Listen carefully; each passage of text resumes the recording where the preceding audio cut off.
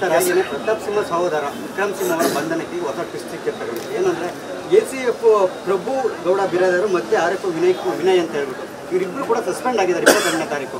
ಈಗ ಅವರಿಂದನೇ ಅರೆಸ್ಟ್ ಮಾಡ್ತಿರ್ತಕ್ಕಂಥದ್ದು. ಅಂದರೆ ಅರಣ್ಯ ಇಲಾಖೆಯವರು ಈಗ ಈ ರೀತಿ ಅನುಮಾನದ ನಡೆ ಯಾಕೆ ಅಂತ ಅಂದರೆ ಈಗ ಅಮಾನತಾದವ್ರ ಕಡೆಯಿಂದನೇ ಅವ್ರನ್ನ ಬಂಧಿಸುವಂಥದ್ದು ವಿಚಾರಣೆ ನಡೆಸುವಂಥದ್ದು ಅವಕಾಶ ಇದೆಯಾ ಅರಣ್ಯ ಇಲಾಖೆಯಲ್ಲಿ? ಒಂದು ನನಗೆ ಇದರ ಸಮಗ್ರ ಮಾಹಿತಿ ಇಲ್ಲ. ಮಾಧ್ಯಮದಲ್ಲಿ ಒಂದಷ್ಟು ನೋಡಿರೋದು ಹೊರತುಪಡಿಸಿದರೆ ನನಗೆ ಹೆಚ್ಚಿನ ಮಾಹಿತಿ ಅದರ ಬಗ್ಗೆ ಸಂಬಂಧಪಟ್ಟಂತೆ ಇಲ್ಲ. ಏನೇ ಆಗಲಿ ಪೂರ್ವಾಗ್ರಹ ಪೀಡಿತವಾಗಿ ಸರ್ಕಾರ ವರ್ತಿಸಬಾರ್ದು. ಸಂಸದರ ಸಹೋದರ ಅಂತ ಪೂರ್ವಾಗ್ರಹ ಪೀಡಿತವಾಗಿ ವರ್ತಿಸಬಾರ್ದು.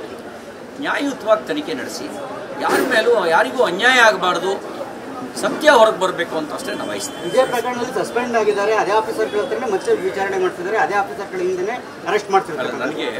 ನನಗೆ ಹೆಚ್ಚಿನ ಮಾಹಿತಿ ಇಲ್ಲ. ಯಾರಿಗೂ ತೊಂದರೆ ಆಗಬಾರ್ದು.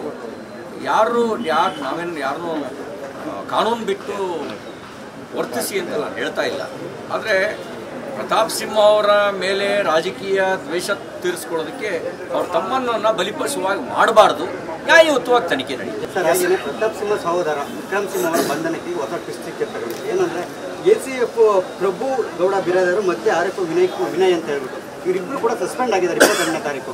ಈಗ ಅವರಿಂದನೇ ಅರೆಸ್ಟ್ ಮಾಡ್ತಿರ್ತಕ್ಕಂಥದ್ದು. ಅಂದರೆ ಅರಣ್ಯ ಇಲಾಖೆಯವರು ಈಗ ಈ ರೀತಿ ಅನುಮಾನದ ನಡೆ ಯಾಕೆ ಅಂತ ಅಂದರೆ ಈಗ ಅಮಾನತಾದವ್ರ ಕಡೆಯಿಂದನೇ ಅವ್ರನ್ನ ಬಂಧಿಸುವಂಥದ್ದು ವಿಚಾರಣೆ ನಡೆಸುವಂಥದ್ದು ಅವಕಾಶ ಇದೆಯಾ ಅರಣ್ಯ ಇಲಾಖೆಯಲ್ಲಿ? ಒಂದು ನನಗೆ ಇದರ ಸಮಗ್ರ ಮಾಹಿತಿ ಇಲ್ಲ. ಮಾಧ್ಯಮದಲ್ಲಿ ಒಂದಷ್ಟು ನೋಡಿರೋದು ಹೊರತುಪಡಿಸಿದರೆ ನನಗೆ ಹೆಚ್ಚಿನ ಮಾಹಿತಿ ಅದರ ಬಗ್ಗೆ ಸಂಬಂಧಪಟ್ಟಂತೆ ಇಲ್ಲ.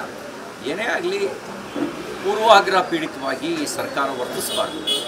ಸಂಸದರ ಸಹೋದರ ಅಂತ ಪೂರ್ವಾಗ್ರಹ ಪೀಡಿತವಾಗಿ ವರ್ತಿಸಬಾರ್ದು.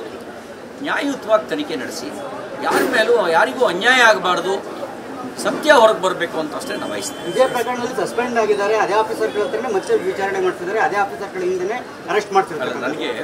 ನನಗೆ ಹೆಚ್ಚಿನ ಮಾಹಿತಿ ಇಲ್ಲ. ಯಾರಿಗೂ ತೊಂದರೆ ಆಗಬಾರ್ದು.